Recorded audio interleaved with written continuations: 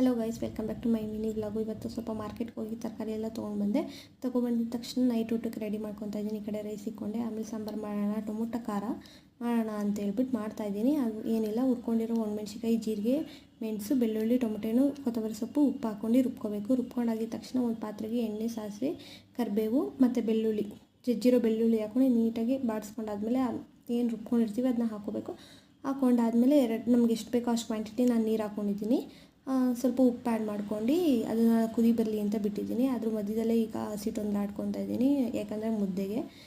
ಈ ಕಡೆ ಕುದಿ ಬಂತು, ಸ್ವಲ್ಪ ಕೊತ್ತಂಬರಿ ಸೊಪ್ಪು ಹಾಕಿ ಮೇಲೆ ಮುಚ್ಚಿ ಸೈಡ್ಗೆ ತಿಕ್ಕೊಂಡಿದ್ದೀನಿ. ಈ ಕಡೆ ಕುದಿನೂ ಕೂಡ ಬಂದಾಯಿತು, ಹಸಿಟ್ಟು ಹಾಕ್ಕೊಂಡಿದ್ದೀನಿ. ಎಲ್ಲ ಚೆನ್ನಾಗಿ ಅಂದರೆ ಹೊಂದಿಸ್ಕೊತಾ ಇದ್ದೀನಿ. ಅದಾದಮೇಲೆ ಹಸಿಟ್ಟು ಬೆಂದಾದ್ಮೇಲೆ ಸ್ವಲ್ಪ ಮುದ್ದೆ ಕಟ್ಕೊಂಡಾದ್ಮೇಲೆ ಈ ಕಡೆ ಫ್ರೆಂಚ್ ಫ್ರೈಸ್ ಮತ್ತು ಸ್ವಲ್ಪ ಹಪ್ಪಳ ಹಾಕ್ಕೊಳ್ಳೋಣ ಅಂತ ಹಾಕ್ಕೊತಾ ಇದ್ದೀನಿ. ಹಪ್ಪಳ ಎಲ್ಲ ಹಾಕ್ಕೊಂಡಾದ್ಮೇಲೆ ನೋಡಿ, ಇದೆ ಫೈನಲ್ಲು. ಈ ವಿಡಿಯೋ ನಿಮ್ಗೆ ಇಷ್ಟ ಆಗಿದ್ದರೆ ಲೈಕ್ ಮಾಡಿ, ಶೇರ್ ಮಾಡಿ, ಕಮೆಂಟ್ ಮಾಡಿ, ಸಬ್ಸ್ಕ್ರೈಬ್ ಮಾಡಿ.